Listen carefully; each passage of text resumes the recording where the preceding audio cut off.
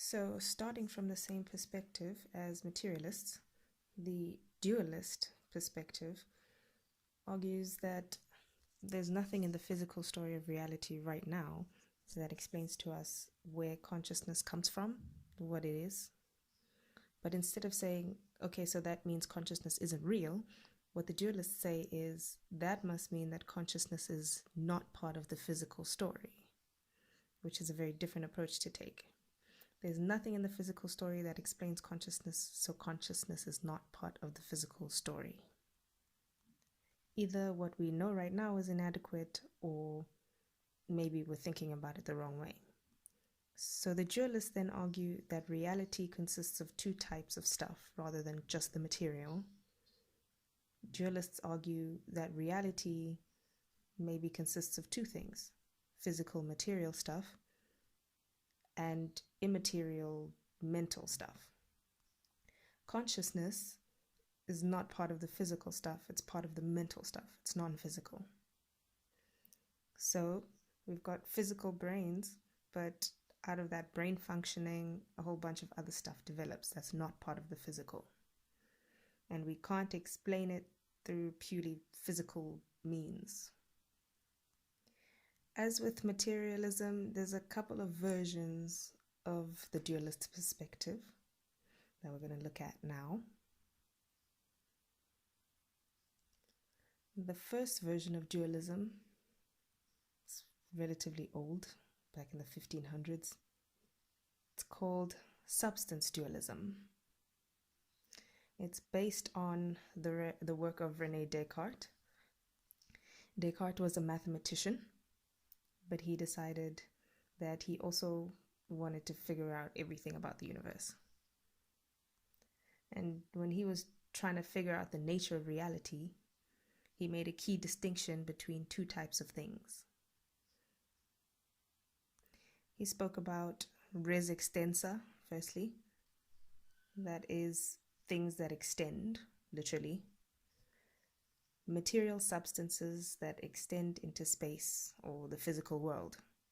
So on one hand, you've got physical things that we deal with. And on the other hand, according to Descartes, we have res cogitans, things that aren't material but are objects of thinking. He's the guy that said, "I think, therefore I am," just side note. So he makes a distinction between physical things and things that are object of thought, objects. And as a result of this conceptual distinction, we have the tradition within Western philosophy that makes a distinction or a split between the mind and the body. What we call mind-body dualism, or a Cartesian split, named after him. So in this mind-body dualism, we have on the one hand material physical bodies, which includes our brains. And on the other hand, we've got immaterial souls or minds. I'm going to put both of those in quotations. They're not made of the same thing. They're linked, but they're not part of the same reality. So for substance dualists, experience and consciousness are not entailed in the physical story of the universe. They are not physical or material. But, and this is the problem with substance dualism, if consciousness is different from the physical world, how do we describe it? How do we define it? How do we study it without resorting to magical thinking or supernatural explanations? So substance dualism means then that our explanations for the mind will locate the mind in the supernatural, which, isn't verifiable by science. We can't verify supernatural accounts of why things occur. Secondly, if consciousness isn't part of the physical universe, how does it have an effect on the physical universe? Because we respond to things that we experience through consciousness. It's the motivation for why we act the way we do. So it is understood to have a causal effect on the physical world. It makes our bodies physically do stuff. But if it's not part of the physical story, how do we explain cause and effect? What is the link then between something that's not physical and that physical effect? How does it cause that?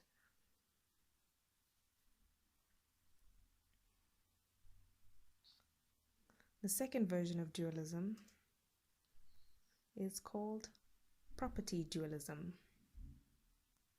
It's a little bit more moderate than substance dualism. Property dualism agrees with materialism that there's probably only one kind of stuff in the universe, the physical stuff. But property dualists argue that just because there's only physical stuff doesn't mean that the properties of that physical stuff has to be completely physical.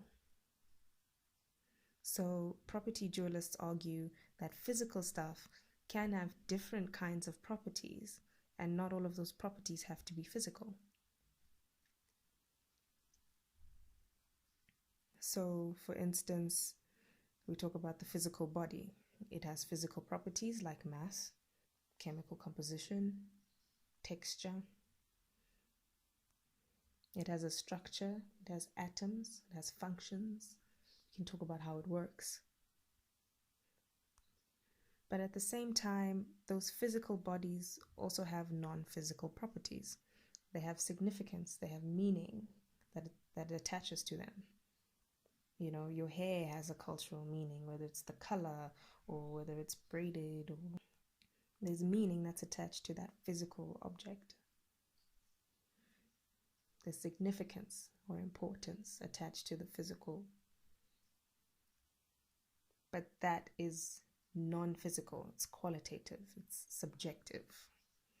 So consciousness is not just the physical stuff, but it emerges when the physical stuff becomes complex enough.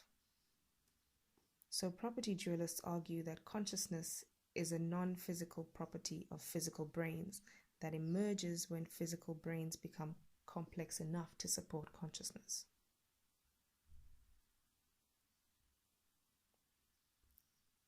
So for property dualists, consciousness is what we call an epiphenomenon. There's an experience that emerges out of a system that's functioning right on top of the physical functioning of that system.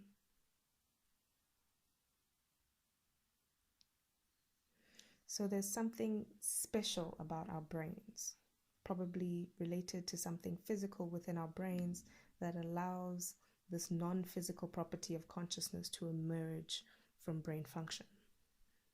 And then, it kind of happens on top of the physical function. But still has problems. If consciousness emerges as a property of the physical system, it obviously emerges after the physical system begins to function. It's a consequence of the functioning of the physical system, which brings problems in using consciousness as a causal explanation for behavior, because by that logic, it then comes after behavior.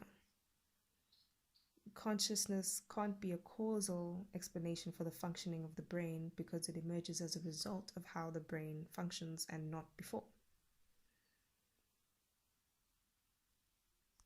So even this dualist perspective has a couple of issues. And again, the same problem as with substance dualism. If we understand consciousness as a property of matter that's not a physical property, it's not reducible to the physical alone, it's more than physical, then the science that we have at the moment isn't adequate to explain it. We need a better way of explaining consciousness that's not based on the physical world alone. So as nice as the explanations might be, we're still stuck with the hard problem. Back at the start, we know that consciousness is real from a subjective perspective because we can experience it. But we also know that we can't yet explain what it is, how and why it develops just based on this physical stuff that happens to do with it. We also know that we don't at the moment have a way of understanding consciousness as something non-physical without having to resort to magical thinking or magical explanations that can't be verified. So we still have a bit of a problem to figure out. All we can do is look at the things that we identify as aspects of consciousness to try to explain what consciousness is by looking at the physical states that are linked to it. I'm trying to understand all those aspects rather than understanding consciousness, which means we need to understand how sensation works, how perception works, attention, memory, how those things function, how we learn, how we solve problems, how we use language, that kind of thing, what intelligence is, which we're going to be looking at, and the neuropsychological underpinnings of all of those things.